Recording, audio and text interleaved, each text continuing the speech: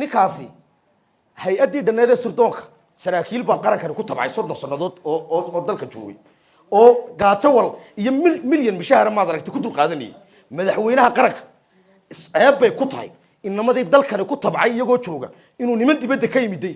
hay-adda dusha lagaga keeno siduu jana ku noqon karaa waa jananimo la bixinayo lagu leeyahay inta nin dibadda ka yimiday la keeno weligii ciidan gelin oo weligii taariikhda Soomaaliland ayaa waxa loo bahdilay inamadeenii wadanka wax ku bartay waa dulmi weyn weey waa dulmi dhammaan waxa la sheegay in hogaanada muhiimka ah hay-adana dad qurba jooga loo wada dhibo hay-adda ku cusub sidaa darteed maadaama fashil iska ilaalinaya waxa rabaan inay fashilka kaga dhuntaan hebel baa cadowga Soomaaliland iyo dalka ma aragtay waa loo soo dhintay ka yaa uga dhibasho badan soo qiimo ka tirinay beenaha imika soo kordhay qofka waa la xidhay marka la xidho oo waxyaabo inagu cusub baa la oranayaa war aan jirino beena la sheegaya oo la oranayaa dabadhilif buu ahaa maxay buu ahaa taasi wayba soo dhaaftayba qofkii labadiyo dalka dhan Soomaaliland baa la leeyahay dad dhan deegaamo dhan shakhsiyaad dhan anagoo waa cadowga Soomaaliland waanigi dhowr jeer ka jawaabay intuu wariyay weydiiyaan kuri wardaanigu saafuluumay anoo bilaa amal reerarka kula hargeysa baan kan joogay aan 7 sanadood joogay waxa weeye dalkan Soomaaliland la yiraahdo wuxuu ka dhashay dhibaatooyin iyo ma aragtay caburin xuquuqda dadkoo la duudsiyo dadkoo la iska laayo ayuu ka dhashay sidaa darteed ararta dastuurkeena waxa lagu qoray wax kasta oo ka soo horjeeda ma aragtay dhacdooyinka maalmahan dambe dalkeena ka dhaca ee duruufihii ka dhashayna ay ka mid ahaayeen sida qof la iska dilo qof la iska xidho qof la iska dhaco qof la dulmo mid kursiga ku dhaga oo dalkana haysanaya yiraahda inaan bulshadu cadaalad helin inaan garsoor madax bannaan la helin in waaxda fulito kaliya jirto waxa soo duruuf ah ayuu dalkeenu ka dhashay sidaa darteed baa dastuurkeena ararta looga dhigo halka ugu horeysa loogu qoray dalka duwan dalkii dumay ayaan dhisanaynaa walaalayaal xarigu waa dadka qaarna nusqaan buu ku yahay dadka qaarna ku qoran walaalkeen maxamed cabdi sheekh waxa leeyahay haniyad xumaan ha calool xumaanin waxa la imtixaamaa qofka wanaagsan waad ogtahay nabi yuusuf calayhi salaam waa la xabisay dambi aanu galin baa lagu xabisay dambi aanu galin ayaa lagu xabisay waxaad ogtahay laba oday oo dalkeena saameyn ku leh noloshooda waxa isbedel ku sameeyay xarig la xiray ilaahu naxariista labadoodu way naga hooseeyaan mid wuxuu ahaa maxamed ibraahim warsame hadraawi midna wuxuu ahaa maxamed jiraan cigaal markay ka waramayeen dhacdooyinka halka kula kulmeen iyo isbedelka nololeed ee ku dhacay xabsi dhexdii buu ayaa keenay oo dulbiyo nin iska xiray laakiin maanta anoo dadka in badan la xiray baan ahay 2020 halkan ku xidhaa muddo 20 maalmood xabsiga halkan dadka lagu xidhayo markaan arka qoraalka hadraawi ka hadlay iyo maxamed jiraan cigaal markaad aragto million times waxa ka wanaagsanaa ka dawladii militariga baa ka wanaagsan sababtoo qol 3 mitir iyo 2 mitir isku weeraa lagu xidhaya 10 qof iyo 12 qof inaad tukato meel qaar ba koonay hooyada waxa ku sameeyay dhaga tago bay koonay ceeb dita caaya qaar kood nagu mabad aanu dul tukanin halka maxamed siyaad barre dadka ku xidhayay iyo hadraawi uu ku dul xidhayay qol qof kaligiya oo leyd leh oo diyaag dhaqayo oo banaanka maraya lagu xidhay qofku marka meesha caynkaas lagu xidho uu fikaa fursad u helaa noloshiisu wax ka bedelaa imika laakiin waxaad ku qasbantahay marka saldhiga dhexaar geysa lagu xidho ama kuwa la midka lagu xidho ee 12 qof ama 13 qof 2 mitir square leed ku geliyo oxygen barkay kugu yarato waxaad ku qasbantahay si aad xabsiga u tagto si aad u nafisto inaad dambiga bas ka qarato oo tira wax anaba waxaan oo dhanba galayba si lagu geeyo xaaladda caynkaas baad qofka lagu xidhayo waxa ku calool iyo gelinaya ku dhibaya oo qofka xumeynaya oo cugdad ku beeraya hal lagu xidho dulmi hal lagu xidhay meel wanaagsan lagu xidhay lagu ma xidhin madow ninka wanaagsan baa la imtixaamaa ninka wanaagsan ayaa la imtixaamaa runbay inaad caawa ka hadasho war aniga iyo ninka aniga xabisay keebaa dalka xaq badan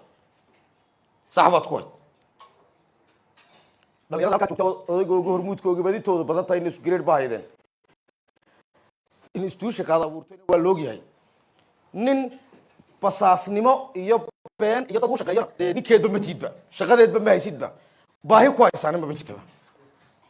laakiin waxay la mid tahay dulmigaasi anagu garabkaaga nahay waanu ka soo horjeednay waanu ka xunnahay insha allahu tacaala dalacaad iyo darajo baad ka qaadaysaa qalbigaaga niyadaada hagaaji waxaanad ku tala gashaa in iska celin iyo maad aragtay in la isdifaaco uu nimanka caynkaas la iskaga celinayo walaal xorriyada iyo xuquuqaadka la isma siiyo waa la difaaca dastuurkeena iyo odayaashii qoray raggii hore qoray si fiican bay u qoreen xorriyaad fiican iyo xuquuq fiican laakiin haddaan casri walba cid difaacdaa jirin oo ilaaliso ku dagaalantahay ninka kursiga hayaa dee wuu ku dulmiyaya because wuxuu kugu dulmiyayaa inuu kugu danaysto daniisa sheegin wuxuu kugu dulmiyayaa inaanad maad aragtay khaladka uu samaynayo xumaanta uu falayo inaanad sheegin ayuu maad aragtay uu sameeyaa sidaa darteed waa inay jirto cid xaqa difaacaysa oo mar kasta u taagan haddii kale dee waaba layna rogi baday qariyaa ilaahay u diray maad aragtay malagii u diray suurta soo laabayay markaasuu ummadii nin caabida baa fadhiya yaa ku jira wuxuu yidhi isaga ka soo bilow waayo muu noqon muslix saalix waa laga muslimayo dadka lamu hadlin xumaatadii sameynayay kama hortagin buuri waxa maanta dalkeenna 33 sannadood dabadeed caynka wuxu socdaan marka adeegto dhammaanteen waxa laynooga baahan yahay inamada warbaahinta inay iyo hablaha warbaahinta inaynu gacmaha isqabsano anugu ra'yi xumaan warbaahintu waa dhex innaga dalkeenna waxa saambal ahaan looga qaato dalka aynu dhisanayna waa noocyo markii la yidhi maraykankaynu qaadana feershka maraykanka hal tv oo dhexdhexaadi ma jiro waad ogti qaar republicanka la socdaan qaarna dimuqraadka la socdaan warbaahintu markaa way isdifaaci kartaayo qolada muxaafidka la joogtee dee la shaqaysa xisbigaa xorani xaq bay u leeyihiin inay dee siyaasadda xisbigooga difaaca ay maad aragtay warbaahintiisa daay qoraan oy buunbuuriyaan oy kor u qaadaan kuwa kalena xaq bay u leeyihiin arrimaha shacabka xuquuqaha iyo waajibaadka saaranna warbaahintu dhexba kama noqotee way difaacdaa waxa shacabka ku saabsan waxa business ku saabsan waxa civilianka ku saabsan taas waa taa laakiin Soomaaliland waxa ku socotaa meel xildhibaankii kii la doortay loogu talagalay xasaanada loo siiyay inuu waajibka gutaa inuu ka dhunto waajibkii markaa warbaahinta wuxuu sameeyaa anu waan idin ogahay xafiisyada dawladda oo dhan waa la idin ka xidhay madaxtooye war kama soo duubi kartaan cajalad baa la idin karaa wasiir kama soo duubi kartaan institutionada maad aragtay shirkadaha waaweyn kama soo duubi kartaan baarlamaanka maalin walba maxamed ay baa dagaalama oo kura wallaahina laga saaray maalin walba waxaan nusaysanaa maamulka golaha nusaysanaa oo ka saara la leeyahay kamarada dubna aan u jarjarnaa aan u dirna dibadda la leeyahay wayogii nimada aroortii golaha yimaado ka moobilka laga reebiyo kamarada laga reebiyo siyadaas ka dabaya xuquuq iyo waajibaad dastuuri oo adigu leedii badfaacaya hadiyad maaha aan idin siinayo idinka waxaan ka rabaa inaad difaacdaan inaad dadka kala shaandhaysaan oo ninka ummadda si fiican ugu shaqaynayana aad warkiisa hagaajisaan ka kalena dee hoota iska dhigtaan ilaa idinku baa awood baa leediin ood midnimo qaadataan ood midaysnaataan oo aad wax kale waad ku kala duwanaan kartaan warka kala booba maad aragtay timeka warkaad soo dhigaysaan kala booba waxaas waxa sax adduunyada waa la kala iibsadaa dee xaq baad u leedihiin laakiin xuquuqaha iyo waajibaadkiina iyo ka shacabka warbaahinta ka awood badan cid walba ka awood badan sidaa darteed waxaan idin leeyahay yaan laydin cabsi gelin dalkeennani waa inagu filan yahay nin kastoo dulmi isku dayaana isagaa tegi doona uu tegaya taasi waa taa beenaha iminka soo kordhay qofka waa la xidhaya mar alla marka la xidho oo waxyaabaha inagu cusub baa la odhanayaa war aan jirinoo beena la sheegaya oo la odhanayaa dabadhilif buu ahaa maxay buu ahaa taasi wayba soo dhaaftayba qofkii iyo labadiyo dalka dhan ee Soomaaliland baa la leeyahay dad dhan deegaamo dhan shakhsiyaad dhan anagoo waa cadawga Soomaaliland waanigi dhowr jeer ka jawaabay intuu wariyay weydiiyaan ku ri wardaanigu saafuluumay anoo bilaa amal reerarka kula hargeysa baan kan joogay 7 sanadood joogay baarlamaanka xamar baa ragid socdaan maad xamar tagi maayaan ku dumar iyo caruur iyo dad shacabaan ilaaliyaan oo hadda wakiilba ma leeyahay markaas maanta ku leeyahay midi cadawga Soomaaliland baad u shaqaysaa maxaad u malin qofka aan xil bahaynina walaalayaal isku duubni baan kaga baxaynaa waxaynu kaga baxaynaa inaynu xaqiiqda taabsiino oo warbaahintu dabagal samayso mas'uuliyiinta ku samayso imise maxamed ay muxuu lacag musuqmaasuqay muxuu qaatay dhulka la boobay inay warbaahintu ay daba gasho haddaa kari weydaan inaad sii daysaan waa arrintaa soo duubtaan annaga noo soo dira annaga beejegta soo dhigay naa dhowri xigta maxamed abiib baa xigasho annagaa lagu qoranto walaalayaal iminka ninkan taliyaha sirdoonka laga dhigay aniga muddo 8 bilood ka hor intoonan lagaba dhigin buu wuxuu soo qoray waa traitors aniga iyo xildhibaano kale Axmed Khaliif iyo ku jiraan ayuu soo qoray Mareykan buu joogay Mareykan ayuu joogay aad baan ugu faraxsanahay inaad maalmii dhaweytay markaa cadhooteen ee Maxamed Cabdi Lig beejkiisa wixii beentii uu qubayay iyo wuxuu awal ka shaqeyn jiray inaad soo fasaxdeen aad iyo aad baan idinkaga mahadnaqayaa ninkaasi hay-addii dhanneed sirdoonka saraakiil baa qarankan ku tabcay 30 sanadood oo dalka joogay oo gaatawal iyo milyan mishahar maad aragtay ku dul qaadanayay madaxweynaha qaranka ceeb bay ku tahay inamadii dalkan ku tabcay iyagoo jooga inuu niman dibadda ka yimiday hay'adda dusha lagaga keeno sidoo jana ku noqon kara waa jananimo la bixinayo lagu leeyahay inta nin dibadda ka yimid la keeno weligii ciidan gelin oo weligii taariikhda Soomaaliya ayaa waxa loo bahdilay inamadeenii wadanka wax ku bartay waa dulmi weey waa dulmi dhammaan waxa la sheegay in hogaanada muhiimka ah hay'adana dad qurba jooga loo wada dhibo hay'adda ku cusub sidaa darteed maadaama fashil iska ilaalinaya waxa rabaan inay fashilka kaga dhuntaan hebel baa cadowga Soomaaliland iyo dalka ma aragtay waa loo soo dhintay ka yaa uga dhibasho badan soo qiimo ka tirinay yaa uga dhibasho badan Mareykan buu ka yimid dalka Mareykan ku ka yimid xuquuqaha iyo waajibaadka iyo sida loo fuliyo xorriyadu halkii gaarsiisan tahay Soomaalidu inay dul yihiin xitaa waxba ma tarto ka Mareykan ka yimid waxa inuu noola yimaado dimuqraadiyad inuu noola yimaado xuquuqda dadka la dhowro inuu noola yimaado sharciga la ilaaliyo kii Mareykan muddo 30 sanadood ku noolaaba noocaas marka mayna noqonin in kastuu doofaar dabaaliyo biyo galo abidkii ma daahira minahay oo sacadaad qabi iyo been la sheegayo aad sheegis waxaan ku wari war aniga moobladaydu waa kuwa halkaas waxaan halkan gurigay kale hay waxaan madbax dabadiis waxaan kale hay baqaaxida kale iyo waxaan warbaahinta kale waa isku mid inta in leeg hadna waahin baan leenahay yarka meesha la keenay ninka yarba ma wadi weyn baa leeyahay waxaan leenahay dalkani hortaabuu jiray saaxiib taliyaal hore soo xukumay hay'adani waa hay'ad waxa weeyaan loogu talagalay inay cadawga dalka ay la dagaalanto laakiin looguma talagelin inay namada warbaahinta iyo dhalinyarada iyo shacabka dalkan maal gashaday inay qaarna ay fadeexadeyso been ka sheegto looguma talagelin qaarna ay hatidooda burburiso looma abuurin waxaan ka tacsiyadaynayaa oo leeyahay samra inamadii dalkan ku soo tabay oo wallahi haddaan hebel yiraahdo oo hay'adda sirdoonka kamid ah oo maalinba mid cusub oo duliya dusha lagaga keenayo waxaan leeyahay idinka laftiinu inaad isku noqotaan oo marka la idin keeno qofan taariikhda ku jirin ba ma aragtay hay'adda ku jirin marka la idin keeno taa inaad iska hoggaansataan oo iska socotaan ma hina dad baa tiila dhamaantii dib uga bax oo waxaad ku tiraadaan kuwa Mareykan ka soo dhoofisay ee bakhaarada ilaalin jira ku shaqeeyaan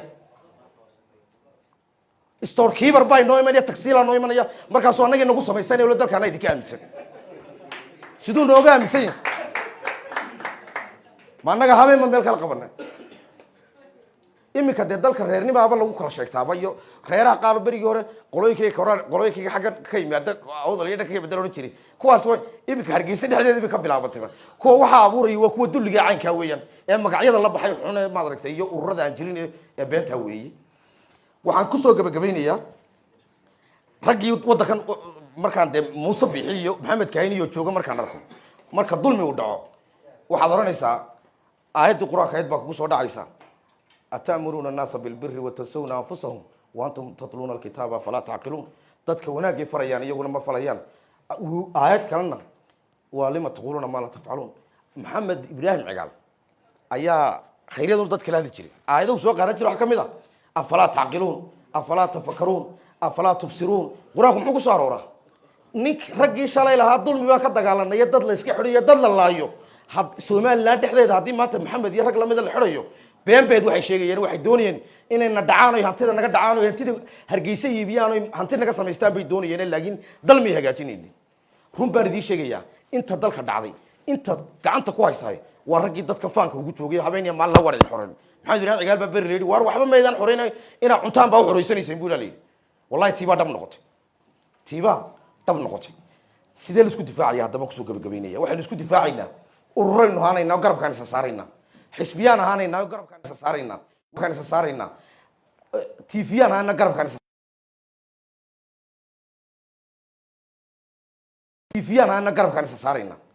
وحنا ذيك أنا دي سو تشيدينيا وارينا تبشي بكون جوكتا يلاتان أو ذكية أبديت كريسان ملا خطرت ودك جاي بنيسو الشخصيات كم مدح ذا قلها يدونا بيكون جيران خطرت يدكوا تحسن أيان دي سو تشيدينيا وحكلمة كورنيا قصور garsoorku waa meesha keliya nin dhalinyaro xukuma aadan xaaji cali baa xukuma haddana sida uu shaqeeyo maba moodid nin dhalinyaro oo dunida casriga maad aragtay la jaan qaadayo mustaqbal maxkamadda sare dhaafsan doonaya ma moodisidba siduu u shaqeynayo waxa xeerka qolada ay jeeshiya maad aragtay lagu xukumo wax ku qoran haddii xitaa maxbuus dambi weyn galay oo 10 sano lagu xukumay ay caddaatay inuu isbedelay oo uu wanaagsanaaday oo uu la hubiyo inuu jaalku toos sii deynayo halka ugu sii deynayo ayaa maad aragtay ku qoran xeerkaasi laakiin innaga dee midaan dambiba gelin baa yaa la samaynaya qalabkiisii laga baabiyey oo hantidiisii laga baabiyey maanta arrinkaa maxkamad baad u furanaysaa annaguna waanu kugu garab taagannahay in hantidii lagaa baabiyey farta lagaa saaro oon la iskaga hadhin maalin walba inta dad hantidooda la burburiyo adduunyada 1 hour oo lagu xidhay oo lagugu waayay dambiga ayaa khasaarahayga damagekeyga laga qaadaa innagaa dabcinay odayaasheenii inaga horreeyey dal wanaagsan bay noo dhiseen dalkeennii inaan difaacano waa ogtiin maanta laascaanood baa tagtay muwaadiniin bay ahaayeen haddii maxamed la xidho shalay xarig laga dagaalamay dad la laayina laascaanood baa dad lagu laayo shacab oo dalkeennii maanta 2 gobol oo dhan baa tegey intii kalea la isku haystaa doorashaynu iibin jirnay tiibaa la isku haystaa xorriyad baynu iibin jirnay tiibaa la isku haystaa nolosha bulshadeenu naalkii ugu hooseysay maraysaa war waxaan idinka codsanayaa kamaradiinna ugu hiliya shacabka waan ogahayo waa dulmantiin wararkiinana hadda kadib facebookyadaaba ka qaadataanba marka madaxtooyadii soo dhigaan iyo meelahaas haba ka qaadinina iska daayeen haddaanad soo hor joogsan oonad su-aal weydiinin sidaad maalin walba annaga qoladeeda halkan su-aalaha noo weydiisaan haba sii daynina dee warkeeda haddii kale madaxtooyadii aan galno kaa duubno ku hor joogsanna dha annaga haddii kale kuma imanayna dha sii daynina hay-adda sildoonkana waxa laga dhigay wuxuu ihi maalin dhawood buu lahaa shacab ma niin hay-adda sildoonku hay-ad ahaan bay ay tahay aadan xaaji cali baa wuxuu u sameeyey maad aragtay qaraar dulmiya golihii wakiiladii hore wuxuu ka dhigay sifil buu ka dhigay isagaa yidhi darajo waad qaadan kartaan waayahay waxaan weydiinaynaa darajada ninka iminka maraykanka ka yimid dee la siiyey muxuu ku qaatay ilan darajada waa taqaanaayo hirarsi baa lagu qaataayo dallacad baa lagu qaataayo dugsi lasoo maro ayaa lagu qaatay muxuu ku qaatay wadaadkan iminka sildoonka la keenay ayaanu weydiinaynaa haddii uu dadka xabisi karayo hadduuna lay karayo annagu diyaar baan unahay hadduuna laynaya inaan u dhimano xorriyadda iyo difaaca xuquuqda dadka aad iyo aad baan idinkaga mahadnaqayaa aad iyo aad baan maad aragtay aan ugaga digayaa nin kastoo gacan kulul ku kaxeeya dalka oo wax aan mandiqa iyo xeerasha dalka ku xusnayn la yimaada hebello badan ayaa iyagoo ilaaway oo aada u kibriyey waktigu dabadooda waa u kabriyey oo kursigiina ka tegey halkay ku noolanayaan waxay ku noolaanayaan soomaalida dhexdeeda waa ogtiino berri toole markuu xilki ka dago in adeerka iyo walaalka noqonaya isku qabiil noqonaysaa ood maqaaxida la fadhiisanaysaa waa kii ku dulmay haddaynu takoorno waxyaabaha inagumay sameeyeen hadda kadibna waa inaan ka diyaar garowno oon ugu baaqayo inaynu dadka qurbaa ka imanaya aynu iska diidno dalkii dadkani ku tabcay ay xilalka ummadda qabtaan ama waxay doonaanba ha doonaan aynu hadda kadib maad aragtay intaasaan inoo ballana aad iyo aad baad u mahadsantihiin walaalkay maxamed cabdina hantidiisii ha loo soo celiyaan leenahay ha loo soo celiyo gacanta laga soo saaro imika aragtay ninka codoon la maanta la soo sii daayay maalin walba wuxuu iska noqdayba qof la iska soo qabsado suuqoo la iska xidho waxaas waa maxay been baa la soo halku argagixiso halku argagixiso ku yahay yuu qarxiyaa yuu laayaa waa ninkaa dadka u samafalaya